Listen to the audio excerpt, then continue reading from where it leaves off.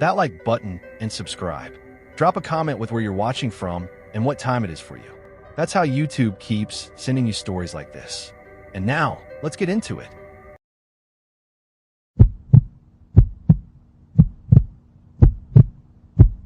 During my second year studying environmental sciences at Utrecht University, I took a part-time job working the late shift at a roadside restaurant about 12 kilometers outside the city, along one of those flat provincial roads that cut straight through the Dutch polder landscape like a ruler drawn across a map.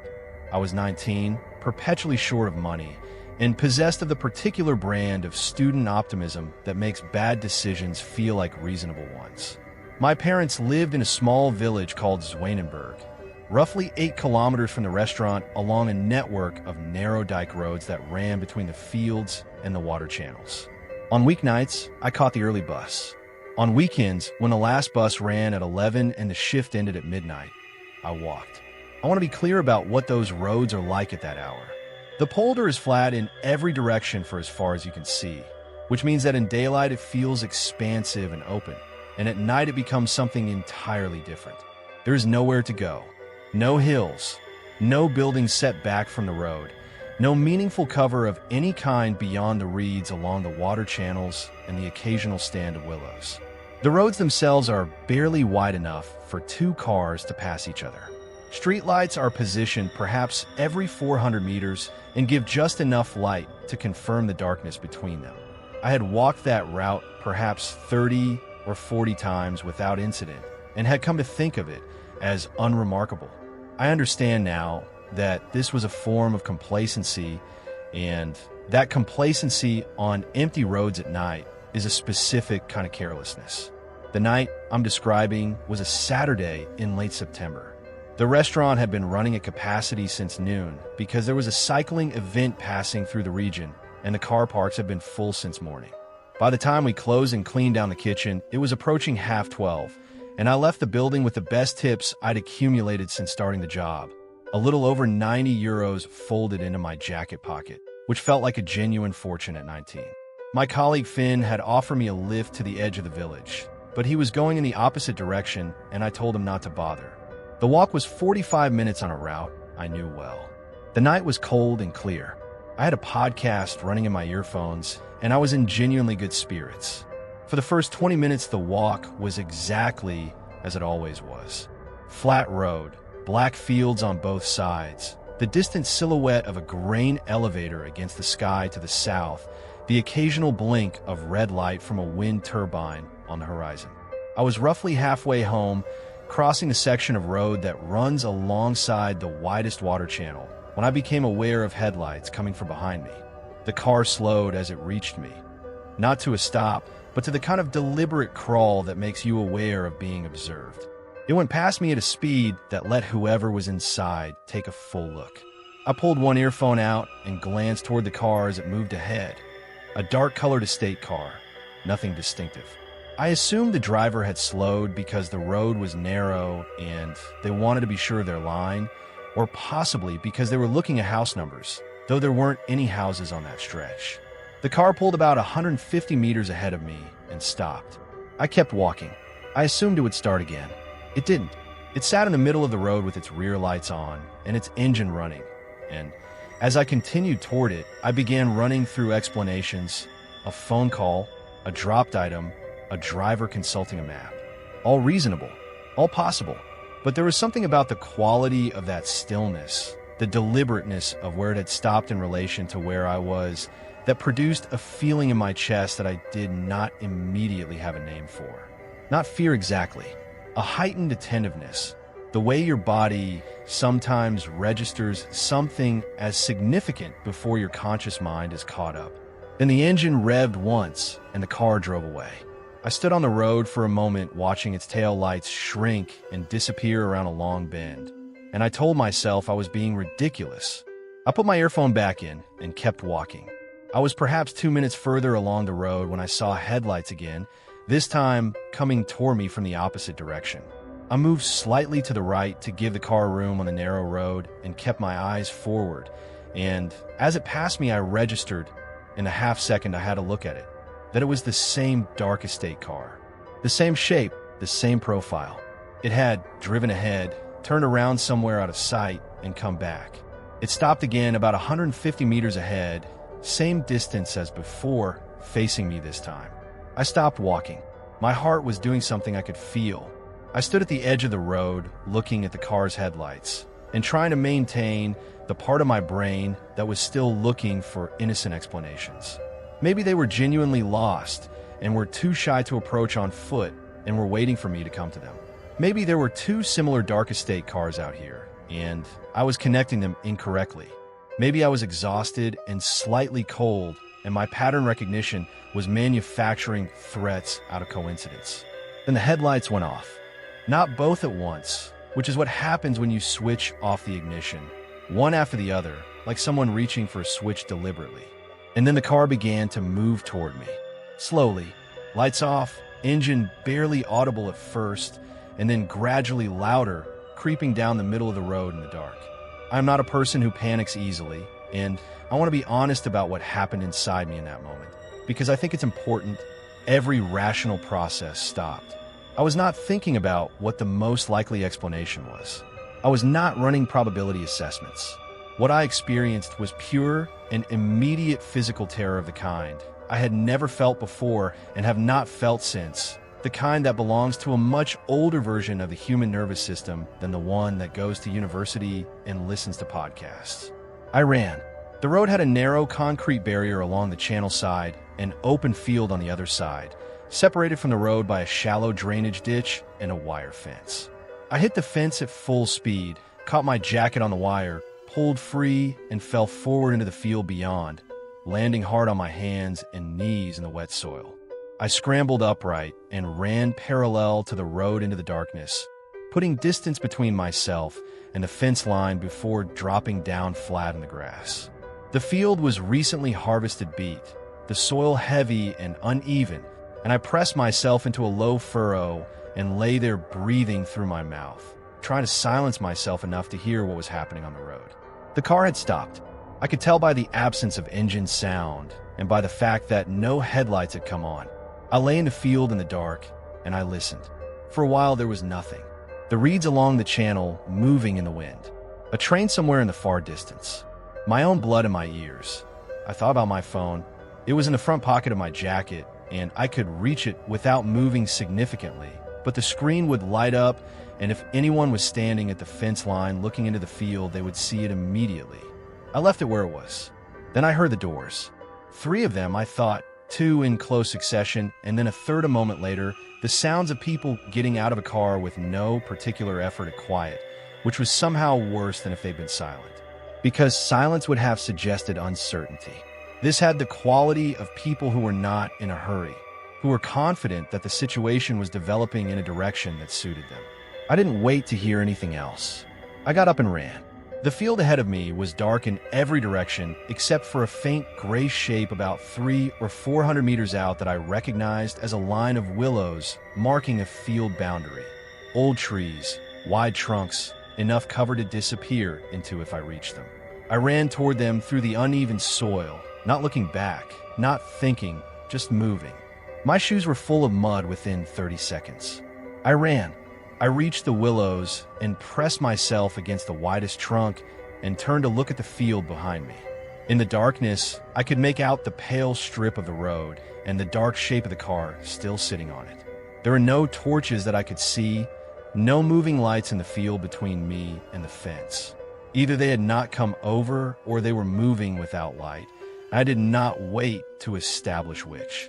I knew the field grid in this area from cycling through in the summers, and I oriented myself by the distant turbine lights and cut diagonally south through 2 more fields, staying well clear of any road, crossing 2 more wire fences and a shallow drainage ditch that soaked me to the knee, until I came out onto a farm track I recognized and followed it the remaining distance to Zwanenburg. I arrived at my parents' house at 1:30 in the morning, covered in mud from my jacket to my shoes, with both knees bleeding through my jeans and a scrape on my left forearm from the fence wire. I let myself in with my key and then stood in the hallway for a moment before going upstairs and waking my parents. My father called the police immediately. A report was taken the following morning in our kitchen, a young officer asking me to describe the car and the road location in detail, while my mother made coffee and stood in the kitchen doorway, watching me with an expression I hadn't seen on her face before. I described what I'd seen and heard as precisely as I could. The officer told me they would investigate and follow up. I stopped walking home that autumn. I began paying for taxis regardless of the cost, and told myself I was being sensible. The incident receded somewhat. It didn't go away, but it became something I could set aside on most days, something that lived in a particular compartment and stayed there. 6 weeks later, the police called. A group of men in their early 20s had been arrested following an assault on a retired schoolteacher named Mr. DeVries, 64 years old, who had been attacked on a dike road 3 villages over from Zwanenburg while walking his dog on a Thursday evening. The arresting officers had matched the vehicle to 2 earlier incidents, one of which was the report I had filed. The men were from a district of Rotterdam, and the investigating officer explained to my father, not to me, initially as though the detail needed to be filtered before I received it, that the attacks appear to be deliberate excursions into rural areas specifically because rural roads in that region have no CCTV coverage. They targeted people walking alone at night. The assault on Mr. DeVries had sent him to hospital. I thought about the car's headlights going off, the deliberate one after the other quality of it, somebody reaching for the switch with intent. I thought about the 3 car doors opening. I finished my degree and moved to Amsterdam and have lived in cities ever since. I don't think that's entirely because of that night, but I don't think it's entirely unrelated either. I still walk at night sometimes. I don't use earphones anymore on roads without people. I stay aware of what's behind me in a way that has become habitual and that I have mostly stopped resenting as a loss of something because I think the thing I lost was never really mine to keep. It was just inexperience wearing the costume of confidence. Mr. DeVries, as far as I was later told, recovered. I have thought about him more times than I can count over the years. A 64-year-old man walking his dog on a road he had probably walked 500 times without incident, encountering the same set of headlights I encountered on a night when I happened to be younger and faster and drunk on tips and adrenaline in a way that made me run rather than freeze. Luck is uncomfortable to acknowledge because it implies a version of events where it went differently. But it was luck, entirely and simply luck. And whatever you think about walking alone at night, I would ask you not to do it with your ears covered because the only warning you are likely to get is a sound, and it will be brief, and the window between hearing it and needing to respond is not as wide as you would prefer it to be.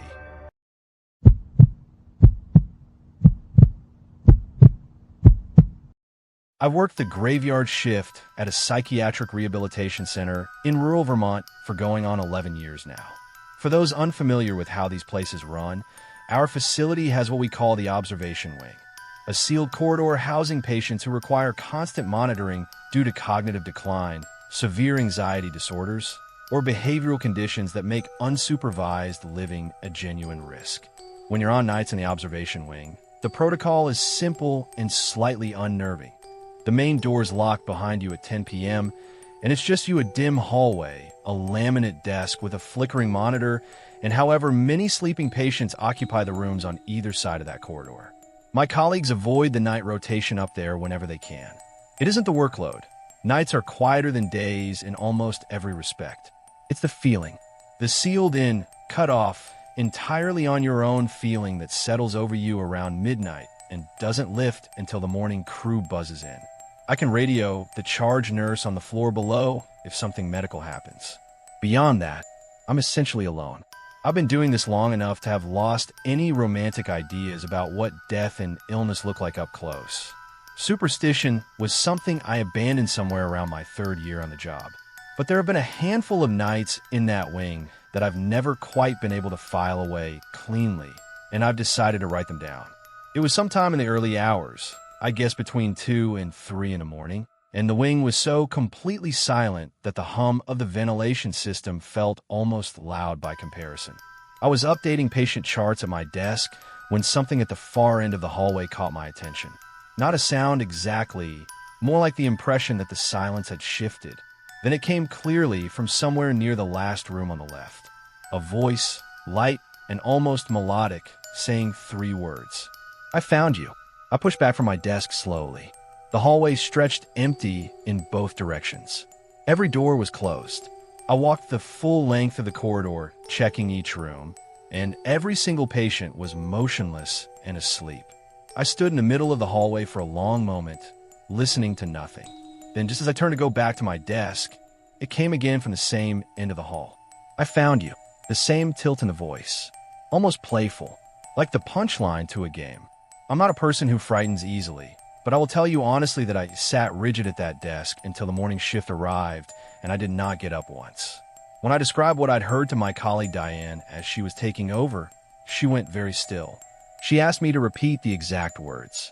When I did, she let out a slow breath and told me that a patient named Mr. Elias Voorhees, who had passed away on the ward 6 weeks earlier, used to play a hiding game with his great niece during visiting hours.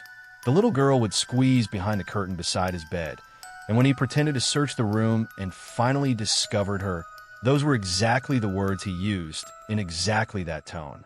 We eventually traced the voice to a patient in room 7 who had apparently absorbed the little ritual into some half-dreaming layer of memory and was reproducing it in her sleep. A perfectly sensible explanation. But for the 2 weeks it took us to work that out, not a single nurse on the night rotation was entirely comfortable walking to the end of that hallway. For a period of about 8 months, we had 2 women sharing the room at the end of the East Corridor. The first was a retired schoolteacher from New Hampshire named Rosalind, a gentle, deliberate woman who spent most of her waking hours doing crossword puzzles and occasionally watercolor paintings that she gave to the nursing staff. She had a quality that's genuinely rare in long-term care patients, which is a kind of uncomplaining dignity. Her joints gave her considerable pain, and she moved slowly, but she never asked for more than she was given and always thanked you for whatever you brought her. Her roommate was a different matter entirely. I won't use her name, but she was the sort of person who had apparently made a lifelong occupation of making everyone around her as miserable as possible. She was dismissive of the nurses, contemptuous of the other patients, and specifically and consistently cruel to Rosalind, whose quiet contentment seemed to infuriate her in ways she didn't bother concealing. Rosalind absorbed it with a patience that honestly made me feel ashamed of my own occasional impatience with difficult patients. She'd look up from her crossword, offer a thin, private smile, and return to whatever clue she'd been working on. Rosalind passed in October. She went in her sleep, which is the best any of us can hope for, and we were all genuinely sorry to lose her. What happened after is harder to explain straightforwardly. Rosalind's roommate, who had spent 8 months refusing to comply with nearly every nighttime request from nursing staff, who had to be practically negotiated into her bed each evening, who treated sleep as something happening to her against her will, suddenly would not stay in that room. Not at night. She wouldn't say why.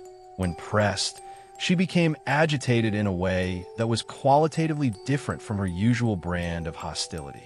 This wasn't irritation. This was fear, and it was unmistakable.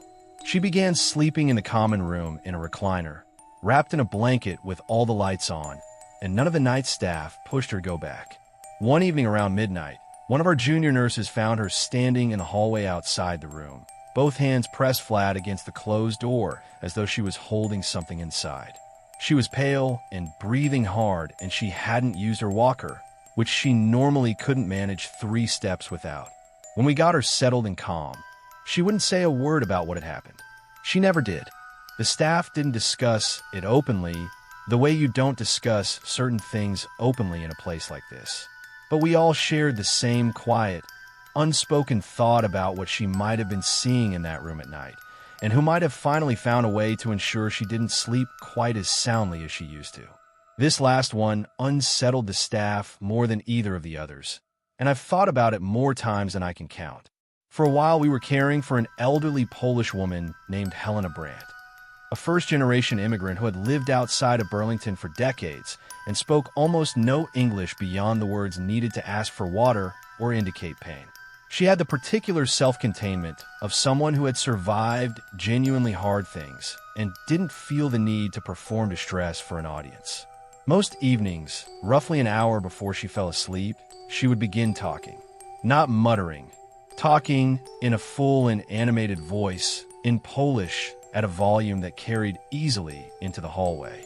I'd hear her from my desk, a steady stream of conversation, clearly directed at someone. When I'd go check on her, she would stop mid-sentence, arrange herself against her pillow, and close her eyes in a very unconvincing impression of someone who had been asleep for some time. The moment I returned to my desk, she'd resume. This became part of the nightly rhythm on the ward. We all knew Helena's bedtime conversation would run for 40 minutes or so before she genuinely drifted off, and we stopped worrying about it. Her daughter came to visit on a Thursday afternoon, and I'd been waiting for a chance to ask about the talking. The daughter posed a question in Polish. Helena's response was immediate and delivered in the tone of someone answering something obvious. The daughter turned to me with a mildly embarrassed expression and translated. She says she's talking to the gentleman who sits with her. When I asked for clarification, the daughter asked again. Helena gave a longer answer, gesturing toward the window side of her room with a kind of fond exasperation, as if describing someone I should be able to see for myself. Her friend, the daughter said. She says he visits in the evenings before she falls asleep. She says he's very good company. I should add that Helena's room housed no male patients, had not done so during her stay, and had only ever been entered at night by female nursing staff. Our senior nurse, a practical and plain-spoken woman named Carolyn who had worked in long-term care for over 30 years, had a theory. She believed that patients at this particular stage of life exist in a kind of perceptual territory the rest of us don't have access to. That proximity to death recalibrates something in the way the mind processes what's around it. I don't know whether I believe that. What I do know is that Helena was, by any measurable standard, the sharpest and most present person on the ward. Her memory was intact. Her reasoning was clear. She held conversations with her daughter that were detailed and coherent. She noticed things. She also talked, every single evening until the end of her stay, to something sitting by her window that none of the rest of us could see. I've worked in care long enough to know that the rational explanation usually turns out to be correct. I still look for it. But in a place where people live this close to the edge of whatever comes next, there are nights when the rational explanation feels less like a conclusion and more like a preference. Something you reach for not because it fits perfectly, but because the alternative is harder to carry home with you.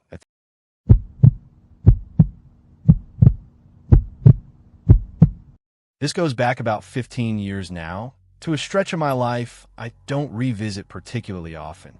I was working the overnight shift at Marine Biology Research Institute on the Oregon coast, a position I'd stumbled into partly out of financial desperation and partly because the hiring coordinator had described it, with impressive dishonesty, as a quiet and independent work environment.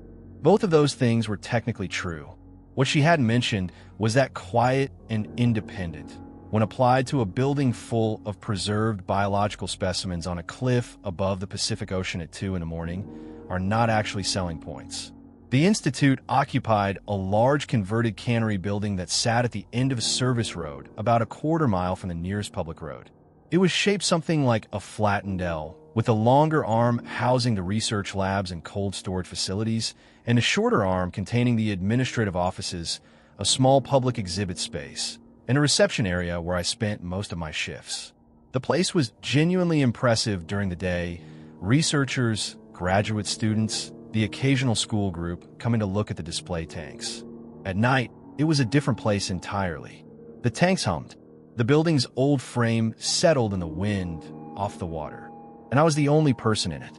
My duties were light: monitor the facility phone line, do hourly checks on the temperature gauges for the cold storage units, update the specimen intake log, and generally keep the building from burning down. I brought food. I read. I watched movies on my laptop. It paid considerably better than anything else available to a 24-year-old with a biology degree in no particular direction, and for the first several months, I considered myself lucky to have found it. I still remember most nights from that period with a kind of blurred sameness. Dark parking lot, hum of the tanks, coffee, the smell of salt and formaldehyde that you stopped noticing after the first week. That's why the one night that was different from all the others has stayed with me in such complete detail. When everything around a single memory is uniform, The exception stands out with an almost photographic sharpness. It was a Thursday in late November, sometime after 3 in the morning, and I'd stepped outside to get some air and clear my head after falling half asleep over the intake log. The coast was doing what it does that time of year. Thick low cloud, no stars, the kind of cold that gets into your collar regardless of how you've dressed. I'd been outside maybe 5 minutes when I heard footsteps on the service road. Not the unhurried kind. Fast, irregular footsteps, the sound of someone who wasn't walking. A woman came into the light of the parking lot at something between a jog and a run. She was perhaps 50, wearing a quilted coat that looked like she'd grabbed it off a hook on the way out the door, and she was crying in the visible, uncontrolled way of someone who's been crying for a while and has stopped caring who sees it. She went straight to the front entrance, not noticing me standing off to the side, and began pressing the intercom buzzer in repeated short bursts. I told her I was right here and asked if she needed help. She turned and looked at me, and what struck me was that she didn't seem startled by my being outside at 3 in the morning. She was past the point where anything contextual was registering. She asked if she could come inside. Just that. Not what she needed, not what had happened. Just whether she could come in. I didn't have any good reason to say no. I let her in, sat her down in the reception area, found some paper towels from the bathroom since I didn't have tissues, and waited while she composed herself enough to speak.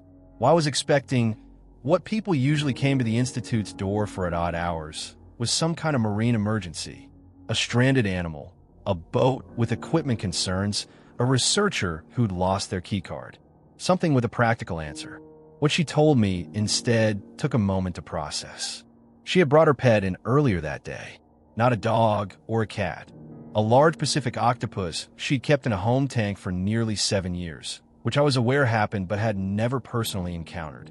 The animal had died the previous evening, and she had brought it to the Institute because she knew the research staff accepted donations of deceased specimens for study and preservation.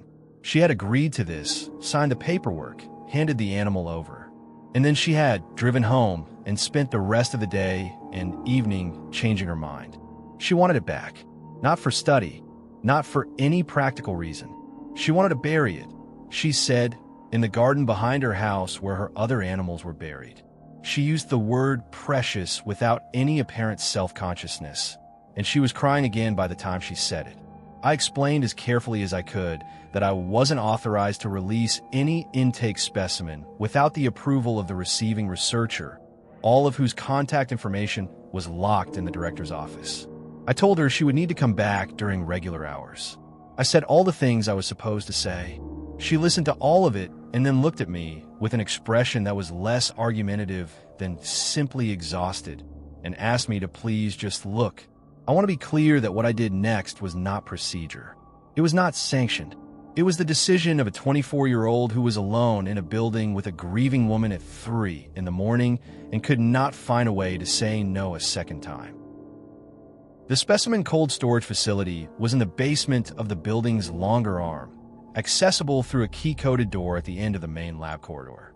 The room itself was a staging and processing area, stainless steel work tables, shelving units, labeling equipment, and at the far end of it sat the walk-in freezer where newly acquired specimens were held prior to processing or transfer to longer-term storage. The freezer was about the size of a large walk-in pantry, kept at a temperature that hit you like stepping into a different atmosphere.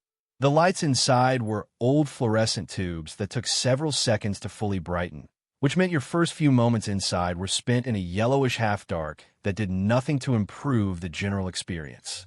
The smell was the thing. Even frozen, biological specimens produce a faint but distinct odor, something between cold copper and the low-tide smell of the rocks outside, compressed and concentrated. I had grown used to it, mostly. What I was not prepared for was opening the door and seeing how much material had come in over the previous week. The intake shelf, a long metal rack along the right wall, held a significant collection of sealed containers, labeled bags, and open trays, all frosted over and pressed against one another in the way that items in an overfull freezer inevitably are. I found the intake log entry for the octopus without much difficulty. Bay 7, sealed bag, received same day. Finding Bay 7 was also straightforward. What was waiting for me, there was not. The bag had been placed in the freezer before the contents had fully settled, and the octopus, which had been a large specimen, the woman had mentioned 7 years, and I was now understanding what that meant in practical terms, had partially extended out of the sealed closure and frozen to the contents of the adjacent tray, which contained a large preserved hagfish submitted by one of the graduate students earlier in the week. The two specimens had merged at the point of contact into a single frozen mass. I stood looking at this for what felt like a long time.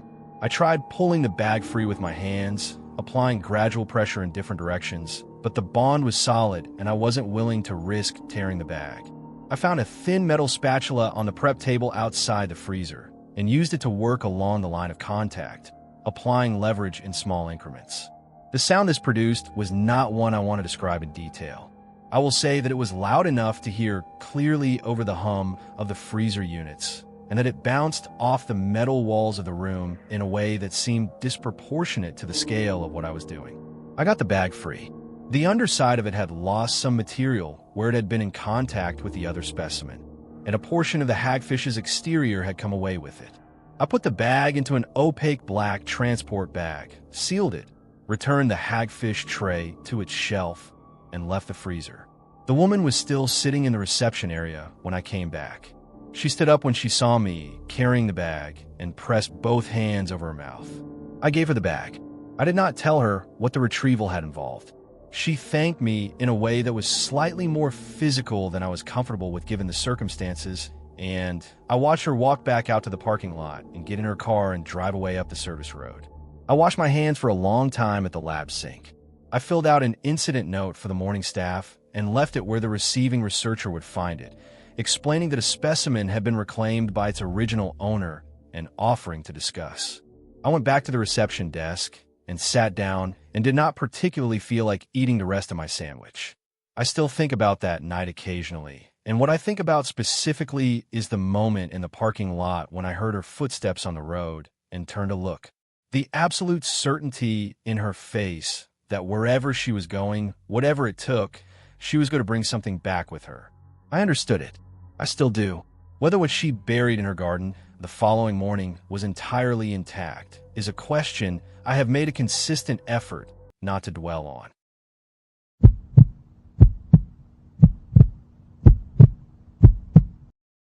I spent the better part of my late 20s working as a shift supervisor for a mid-sized logistics company operating out of a rail freight depot in rural Scotland, about 40 miles east of Inverness. It was an unglamorous job, coordinating overnight inventory checks, managing the loading schedules, making sure the yard stayed secure during the long stretches between train arrivals. But it paid decently, and I was good at it, which is how I eventually ended up with the additional responsibility of inducting new hires. More money, yes. Worth it, debatable. The caliber of person who applies for overnight freight work at a remote depot tends to span a fairly wide range. And over 2 years of running inductions, I had encountered enough oddities to fill a separate document entirely. But none of that prepared me for Desmond. I should say up front that I have never been someone who finds the supernatural remotely convincing. Night work strips that out of you quickly. Spend enough hours alone in large, dark industrial spaces, and you develop a practical, unsentimental relationship with the dark. The noises that buildings make, the shadows that equipment casts, the particular quality of silence at 4 a.m, none of it ever struck me as anything other than physics. The people who populate those hours with ghosts have, in my opinion, simply never worked a genuine overnight shift and haven't the faintest idea what they're talking about. What genuinely unsettles experienced night workers isn't atmosphere. It's other people. And specifically, it's the particular subset of people that overnight work tends to attract. Which brings me back to Desmond. My supervisor, a taciturn Glaswegian named Mr. Calloway, rang me on a Tuesday evening to say he needed me at the depot by half for the following morning to run an induction for a new applicant. Early start meant time and a half on top of my usual rate. So I accepted without asking too many questions, set 2 alarms, and drove out in the dark through light November sleet with a thermos of tea wedged between my thigh and the gear shift. I arrived at the depot car park at around 4:20, parked near the main gate, and stood outside in the cold to finish my tea and wait. The yard was lit by a row of tall sodium lamps that gave everything a flat orange quality, and beyond the fence the sidings stretched away into genuine darkness. I'd been standing there perhaps 10 minutes when headlights appeared at the far end of the access road. The car pulled into the car park and slowed, and I started walking toward it. The engine note rose sharply before I'd covered half the distance, and the car swung away from me in a long arc around the perimeter of the car park, moving erratically enough that I stopped walking and just stood watching it.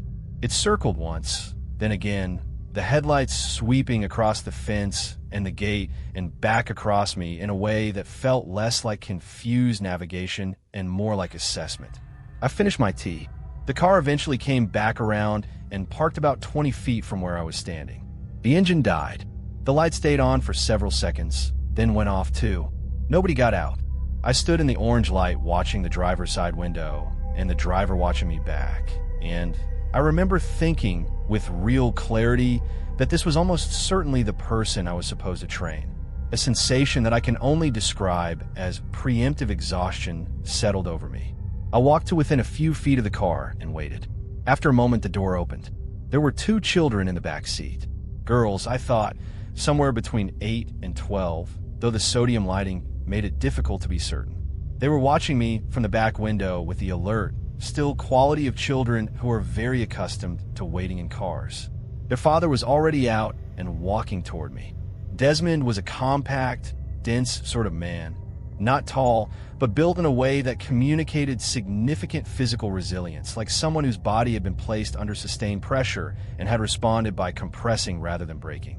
He was somewhere in his 40s by the look of him, though something about his overall presentation suggested a man who had arrived at his 40s via an unusually demanding route. His skin had the particular quality of someone who had spent years outdoors in unkind weather, and there was a patchy, inflamed condition along his jawline and the back of his hands that I tried not to look at directly.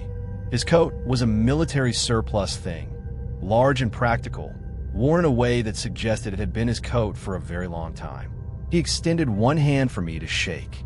When I looked down, I noticed that the index and middle fingers of his right hand were absent from the second knuckle. I shook his hand without commenting on it, which required a conscious act of composure. "Cold enough," he said. His voice had a texture to it that made me think involuntarily of rust. I agreed that it was. "This place any good?" he asked, with a gesture toward the depot that seemed to encompass a broader question than the facility's general quality. I told him it was a straightforward operation and that the overnight work was mostly routine. He nodded slowly, as though filing this information somewhere for later consideration. While I was absorbing all of this, one of the girls in the back of the car pushed the door open and began to climb out. She shared certain physical characteristics with her father and had the same watchful quality in her eyes. She'd gotten one foot on the asphalt when Desmond turned from me and addressed her in a voice of such sudden and absolute authority that I actually took a step backward. "Greta, get back in that car." The girl froze. "Back in the car. Close the door. Don't open it again." She retreated and pulled the door shut. Desmond turned back to me as if nothing had occurred. I stood there for a moment processing what I just witnessed. Not the instruction itself, but the way it had been delivered, the complete absence of any mediating tone, the industrial-grade certainty of it. And then I told him we should begin the walk-around. I took him around the perimeter of the yard first, explaining the fencing protocol and the checkpoint system we use to confirm the integrity of the barriers between arrivals. He walked alongside me at a slight angle, closer than felt natural, and he listened without asking the sorts of clarifying questions that most new hires ask. What he did ask about was considerably more interesting. He wanted to know which staff members were women and whether I socialized with them outside work hours. He wanted to know if any part of the wider grounds was unmonitored and whether the management ever conducted unannounced checks on overnight staff. He asked me, at one point, whether I'd ever been in a situation at work where I'd needed to physically intervene with someone, and when I gave a brief and deliberately vague answer, he pressed for specifics with an attentiveness that I found deeply uncomfortable. He seemed to find something pleasurable in the subject, a quality of forward lean and sustained eye contact that belonged to a different kind of conversation than the one I'd expected to be having before dawn in a freight yard in Inverness-shire. The smell I noticed gradually over the course of the walk around. I mention it only because it was distinctive and persistent and contributed to a general picture of a man whose relationship with ordinary maintenance was strained. I don't take pleasure in noting it. I note it because it was part of the experience. We finished the induction material in about an hour. Desmond then stood by the fence and talked at me for what I conservatively estimate was an additional 40 minutes. He covered a range of subjects with no apparent organizing principle. A property dispute with a neighbor, the failings of a previous employer, the general untrustworthiness of people in management positions, and recurring returns to his interest in the female staff and the unmonitored areas of the grounds. I gave progressively shorter responses. He didn't seem to require them. When I finally got back to my car, I sat in it for several minutes before driving. Then I called Mr. Calloway on his mobile, which he answered on the second ring, despite the fact that it was not yet 6 in the morning. I explained what the past 2 hours had been like. I was specific. I told Calloway that Desmond represented a genuine liability, not for atmospheric reasons, not because he had made me personally uncomfortable, but because the combination of his questions, his demeanor, and his apparent interest in the building's blind spots made him, in my professional assessment, a security risk in an operation whose entire function was security. I used those exact words.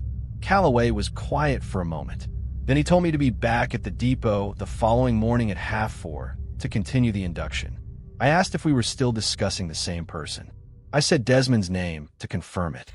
Calloway told me, in a register I had genuinely never heard from him in 3 years of working together, to stop questioning his decisions. His voice had taken on a quality of controlled anger that seemed entirely out of proportion to what I'd said and entirely inconsistent with the person I knew him to be. I sat in the car park in the dark listening to this and feeling something cold that had nothing to do with the November morning. The conversation ended shortly afterward. I drove home in the early daylight, turning the whole thing over. I showered for longer than usual, which I'm not going to pretend wasn't partly about the smell I'd been standing next to for 2 hours, and I spent most of the day sitting with the question of what exactly connected Desmond to Calloway in a way that produced that kind of defensive reaction. Family was the first thought, an obligation of some kind, something Calloway owed or had been asked for. I couldn't make the geometry work regardless of which angle I approached it from. What I could do was call Calloway back and negotiate a transfer, which after a longer conversation than I'd hoped for, I succeeded in doing. The following morning, I was assigned to a different site entirely. I didn't go back to the freight depot for the remainder of my time with the company. I left that job about 18 months later, and I've thought about that morning a handful of times every year since. Not because it frightens me, exactly, but because of Calloway's voice on the phone and the 2 girls in the backseat of the car watching me through the window. I wonder how they've grown up and what they've grown up around. I wonder what Calloway knew about Desmond that I didn't, and whether he knew it before or after he made him permanent. Some questions are self-contained. They don't open out into anything, and you carry them more or less indefinitely because there's simply no mechanism by which they resolve. That one is still with me, 12 years later, and I suspect it always will be.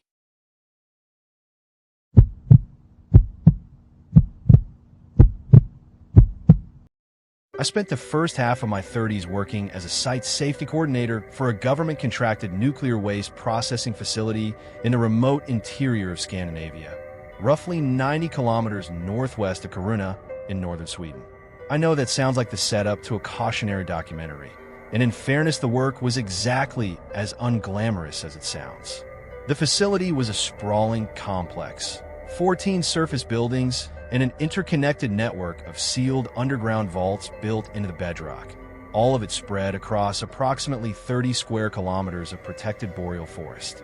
The site had been operating since the late 80s and had accumulated, over the decades, a relationship with the surrounding wilderness that struck most first-time visitors as incongruous. Wolves denayed in the tree line, less than a kilometer from the eastern perimeter. Elk moved through the facility's outer buffer zone so regularly that the grounds crew had stopped logging the sightings. The whole thing was ringed by a double security fence monitored by motion sensors and cameras, and twice every 24 hours a pair of site staff ran a full perimeter check to confirm the fencing was intact and all vault access points were sealed and locked. This is the story of the one night the day's shift forgot to do theirs. My colleague at the time was a Norwegian named Erik Strand, 6 years my junior, chronically underslept, possessed of a dark sense of humor that made 18-hour winter nights significantly more bearable. We were about an hour into a quiet evening in the operations room, each of us working through paperwork that absolutely could have waited until morning, when the site supervisor's door banged open and Bergstrom walked out looking like a man who had just discovered something deeply inconvenient. The afternoon crew had signed off on the perimeter log without completing the circuit. He'd found the gap in the timestamp checkpoint data 20 minutes ago. Protocol required that the check be completed and logged before midnight, or a mandatory incident report went to the regional authority, the kind of report that generated audits and visits from people with lanyards and disappointed expressions. Erik and I were the only site staff currently signed in. The math was obvious, and Bergstrom did not belabor it. We were not thrilled. Erik had been discussing, at some length, a pizza from the canteen he had been planning to eat. I had been 6 pages from finishing a report that I could now apparently look forward to completing it too in the morning instead. We collected our radios, our thermal layers, our head torches, and our access cards, and we walked out through the operations block into air that was, on that particular evening in late February, approximately minus 19 degrees Celsius. The perimeter fence check came first. The facility's outer boundary described a rough oval through the forest, and running the full circuit in one of the site vehicles took the better part of an hour at the kind of careful crawl that actually lets you inspect the fencing rather than simply drive past it. Everything was intact. Nothing had been cut. Nothing had been disturbed. By the time we returned to the equipment shed to begin the vault checks, it was past midnight. The sky was a hard black dome without a single visible star, and Erik announced that he needed a cigarette before we continued. He pulled over, killed the engine, dropped out of the cab, and leaned against the rear panel of the vehicle with his lighter cupped against the wind. I got out too, because standing alone in the cab in the dark with the engine off was somehow more uncomfortable than standing in minus 19 degrees. We stood in silence while he smoked. The forest around us was completely still. No wind, no movement, no sound beyond the distant low-frequency hum from the ventilation stacks of the processing building 300 meters south.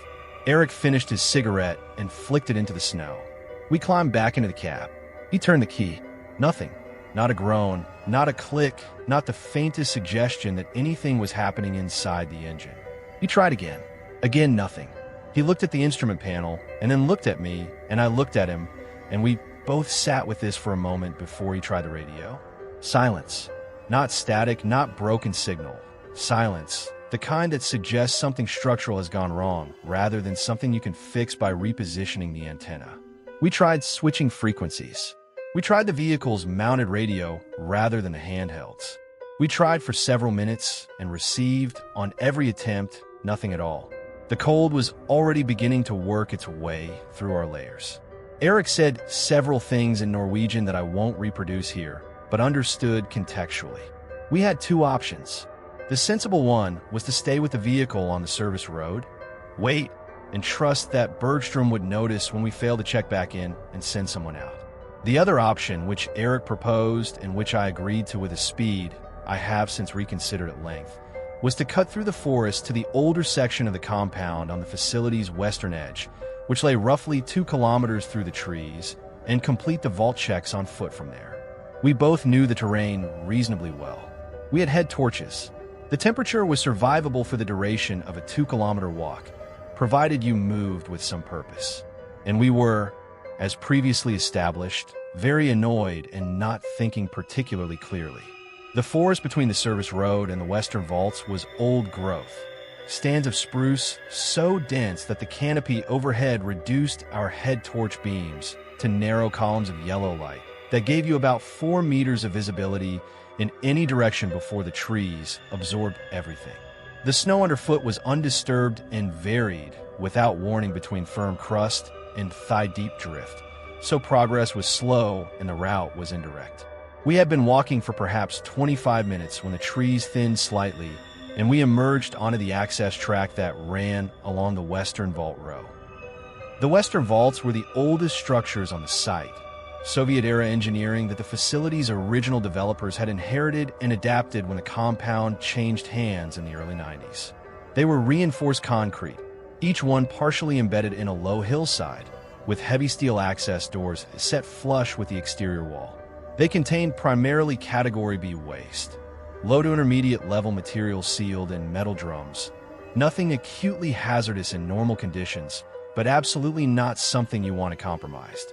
The access track ran between 8 of these vaults, 4 on each side, and as we came along it with our torches sweeping left and right, ticking off the door checks one by one, Eric's beam settled on Vault 6 and stopped moving. The access door was open. Not ajar, open. Wide enough that a person could have walked through it without turning sideways. We both stood looking at this for several seconds without speaking. An unsecured vault at a nuclear processing facility is not, to put it plainly, a situation with a comfortable resolution. The list of reasons it might be open ran from the mundane and embarrassing all the way to the genuinely catastrophic, and standing in the dark on a frozen access track with non-functional radios. We had no way of establishing which end of that list we were dealing with. Eric tried his radio again. Still nothing. We looked at each other and made the only decision available to us, which was that we had to go in and establish whether anyone was inside before we sealed it. We drew our emergency response tools. Non-sparking torches, the protocols around energized materials were strict, and approached the door. The smell that came out was cold concrete and mineral dust, and something underneath it that I couldn't immediately name, but that registered as wrong.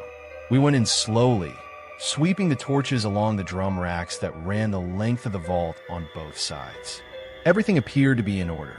The drums were sealed, tagged, positioned correctly in their cradles. Nothing had been disturbed. We worked our way to the back of the vault and confirmed it was clear, and I had just exhaled and turned back toward the door when the sound hit us. It came from somewhere inside the vault, a long, sustained, high-pitched cry that had no immediately obvious source and that bounced off the concrete walls in a way that made it impossible to locate directionally. Neither of us moved. The sound rose and then dropped and then rose again, and it was the kind of sound that activates something below the level of rational thought, something old and mammalian that instructs you to run before your brain has finished processing what your ears have reported. We ran, out through the door and down the access track and into the tree line, where we stopped in a clearing about 30 meters from the vault, killed our torches, and stood with our backs to each other in the dark, trying to hear anything over the sound of our own breathing. Several seconds passed. Nothing followed us out of the vault. The forest was completely still again. We stood there for a while. Then we had to go back and close the door because the door had to be closed and the only people available to close it were us. We walked back up the track in the dark, paused outside the vault, looked at each other, and on a silent count of 3 lunged forward and pulled the door shut and drove the locking bar home in one continuous motion. We stood with our hands on the door, breathing hard, listening. Nothing moved inside. We walked the remaining vault checks at a pace that I would describe as professional but committed, and then we walked the 3 kilometers back to the operations block on the main access road, which was longer but which had the considerable advantage of keeping us out of the trees. Bergstrom was standing in the doorway when we arrived, radiating the specific energy of a person who has been worried and is converting it rapidly into irritation. We told him about the open vault and the sealed door and the sound. He sent the emergency response pair out immediately. Eric ate his pizza. I finished my report. I did not sleep particularly well that week. The investigation took 4 days. What the response team found in Vault 6, after a full sweep and an extensive review of the motion sensor logs, was a Eurasian eagle owl, a large one. Females of the species can reach a wingspan of close to 2 meters, that had apparently entered the vault through a gap around the ventilation feed at ceiling height, become disoriented in the dark, and spend an unknowable number of hours demonstrating why the eagle owl's territorial scream has been responsible, historically, for a remarkable number of reported supernatural encounters across Northern Europe. The gap in the ventilation housing had been there, the engineers estimated, for several months. Nobody had noticed it. The security review that followed was thorough and unpleasant. Bergstrom was transferred to a desk role at the regional office in Luleå, which was presented as a lateral move and understood by everyone as the opposite. His replacement was a Finn named Radavara, who operated at a baseline level of institutional rigor that made our previous oversight protocols look approximate. Shift logs were audited weekly. Equipment was tested at the start of every rotation. The afternoon crew never again failed to complete a perimeter check. We did not miss Bergstrom exactly, but we were deeply grateful for the remainder of our time at the facility that nobody ever again asked us to walk through 30 kilometers of boreal forest at midnight in February. The owl, as far as anyone knows, found its way back out through the same gap before the engineers patched it. I prefer to believe this. The alternative, that it is still in there somewhere, sealed into the dark with the drums and the silence, is not a thought I particularly enjoy sitting with.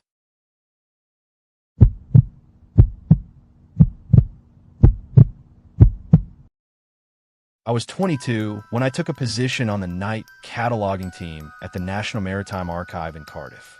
It was the kind of job that appears in job listings with phrases like ideal for self-motivated individuals and comfortable working independently, which are the polite ways of saying that the work is solitary, the hours are odd, and most people last 3 months before the combination of fluorescent lighting and institutional silence drives them somewhere more sociable. I stayed for nearly 2 years, which tells you something either about my character or my options at the time. Probably both. The archive occupied a converted Victorian customs building 3 blocks from the waterfront. 6 floors of temperature-controlled storage, reading rooms, and administrative offices with a basement level that housed the older physical collections and the facility's server infrastructure. My shift ran from 10 at night until 6 in the morning. The building held somewhere between 40 and 50,000 physical documents at any given time, along with digitized records running into the millions. During the day, it drew researchers, historians, the occasional journalist. After 10, it belonged entirely to the night team, which on most evenings consisted of myself and 2 colleagues working different floors, plus the building's automated security system and whatever thoughts you'd brought with you to fill the silence. I had been working there long enough to know the building's rhythms. The heating system made a particular noise on the 3rd floor when the temperature outside dropped below 5 degrees. The service elevator on the east side of the building had a door that didn't fully close unless you pulled it manually. The 6th floor reading rooms smelled differently in humid weather. These were the details that accumulated over months of overnight work and that made the building feel, if not warm exactly, at least predictable. I knew what it was supposed to sound like, which is why what happened that particular Wednesday in November has stayed with me clearly for over a decade. It was sometime around 3 in the morning. I had been working through a newly transferred collection of merchant shipping logs on the 4th floor, cross-referencing dates and vessel registrations, and I had come down to the ground floor to refill my water bottle at the break room adjacent to the main entrance lobby. The ground floor at that hour was largely empty, a wide open space of polished stone flooring, display cases, and the unmanned reception desk with its single low-security lamp casting a dim pool of amber light over the sign-in register. I came out of the break room corridor and turned toward the stairs, and as I did, I became aware of a figure moving through the lobby ahead of me. He was moving in the direction of the east wing, unhurriedly, with the particular quality of someone who knew where he was going. From what I could see in the available light, he appeared to be a man in late middle age. I would have guessed 60, perhaps older, wearing a dark overcoat and carrying what looked like a leather briefcase or document bag under one arm. The overall impression was of someone administrative, institutional. We got access visits from the Welsh Government Heritage Department on occasion, and my first thought was that this was someone from that office who had been given access for some early morning purpose I hadn't been told about. These things happened. Communication between the day administration and the night team was not always what it should have been. He was perhaps 8 or 9 meters ahead of me, moving away. I said good evening in the direction of his back, because it seemed rude not to. He half-turned as he walked and said good evening in return, a clear, even-toned response, perfectly ordinary, and then continued around the corner toward the east wing without stopping. I continued up the stairs to the fourth floor and went back to my shipping logs. At 6 in the morning, the day team coordinator, a meticulous woman named Philippa Adler, came in to begin the handover. Philippa had been coordinating the archive's day operations for 9 years and possessed, in my experience, an essentially complete knowledge of anything that was supposed to be happening in the building at any given time. I mentioned the visitor in the lobby as a passing comment while I was signing off on the night log. Not alarmed, simply noting it in case it was relevant to her morning. She stopped writing and looked at me. She asked me to describe him again. I did.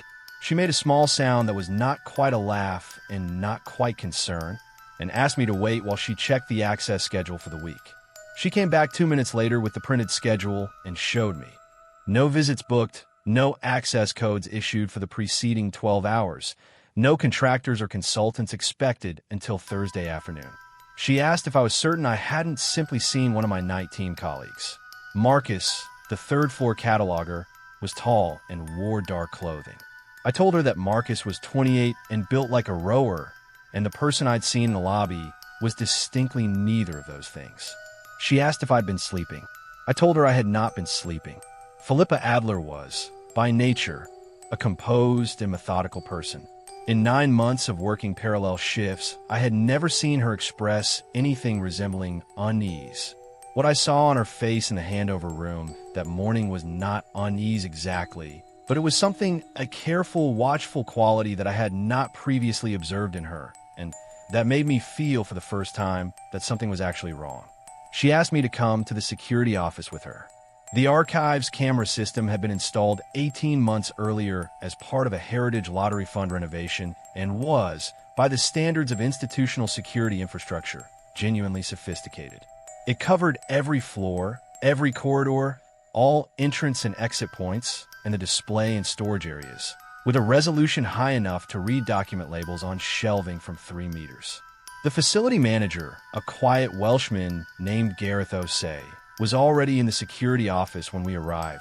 Philippa had sent him a message while I was finishing my sign-off, which told me she had been taking this more seriously than her composed expression suggested. Gareth pulled up the ground floor lobby footage from the period I had described. We watched me come out of the break room corridor. We watched me walk toward the staircase. There was no one else visible in the lobby. No figure in an overcoat. No movement near the display cases. No one turning the corner toward the east wing. The lobby on the camera feed was entirely empty except for me. I watched myself say good evening to the ambient air. I watched the ambient air not respond. Gareth said nothing for a moment. Then he asked if I wanted to see it again. I said no. Philippa's expression had not changed. She asked Gareth to pull up the East Wing cameras for the same window. We watched the empty East Wing corridor for 30 seconds. Then something moved. It was in the far corner of the East Wing ground floor, near the fire door that connected to the staff document storage area. The movement was low and fast, below the level of the shelving units that lined the corridor walls, weaving between the base of the metal shelving stacks with the hangers along the upper rails swaying gently in the wake of whatever was passing beneath them. It was moving at a speed and in a manner that had no relationship to the measured, upright figure I had observed in the lobby. It moved the way something moves when it does not know it is being watched or does not care. I said quietly that the man I had spoken to in the lobby could not possibly move like that. The man I had seen was elderly and formally dressed, and had walked with the slight deliberateness of someone managing a stiff hip or a bad knee. What was on the camera feed was operating on entirely different physical principles. Philippa and Gareth looked at the footage and then at each other in the way that people look at each other when they have reached the same conclusion simultaneously and are waiting to see who says it first. Gareth said, "It could be an animal." We all looked at the footage again. Philippa picked up the desk phone and called the police. She gathered the rest of the night team and the early arrivals from the day shift into the third-floor seminar room under the pretext of a brief all hands. A slightly transparent cover story that nobody questioned because nobody particularly wanted to be asked to walk the floors alone while this was being resolved.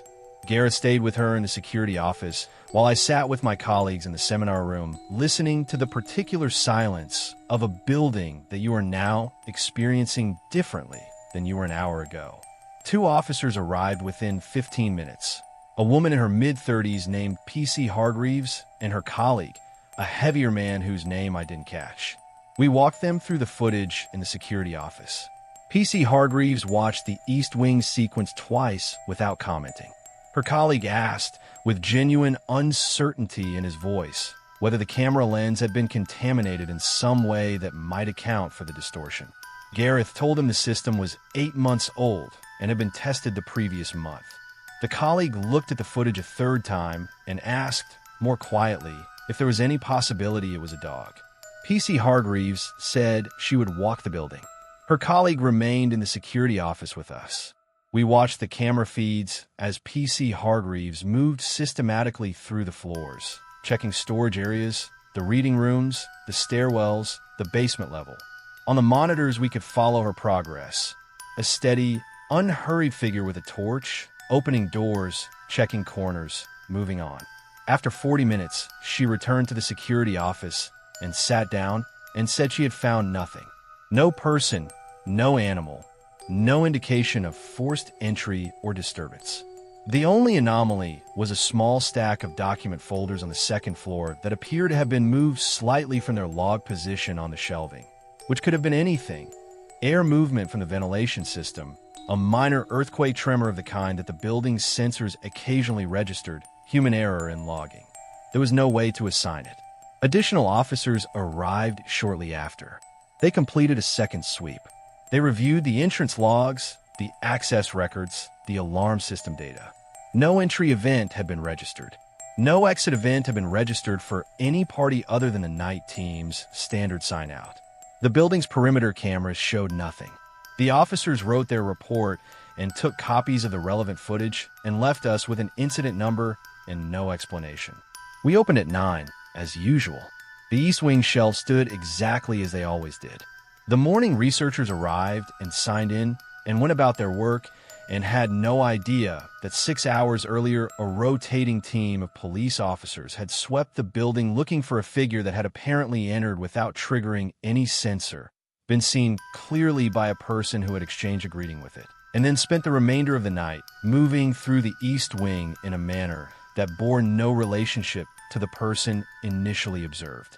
I finished my shift report and walked out into the Cardiff morning feeling the specific variety of tiredness that comes not from a lack of sleep, but from a sustained period of low-level unease that the body has been quietly managing for several hours. I don't have an explanation. I've thought about it at various points over the years, and I've never arrived at one that accounts for all of the components. The conversation in the lobby, the camera footage showing an empty lobby, the thing moving through the East Wing shelves, and the building's sealed and unbroken perimeter. Each of these things individually has a possible rational account. Together, they don't resolve into anything I can hold steadily in both hands. What I know is this. I said good evening to something in that lobby, and it said good evening back, and whatever it was, it remained in the building for hours afterward doing something in the East Wing that none of us could explain. I'm not calling it supernatural. I'm not sure I have a better word for it. I left the archive 8 months later for a position with more reasonable hours, and I have not worked a night shift in a building that long.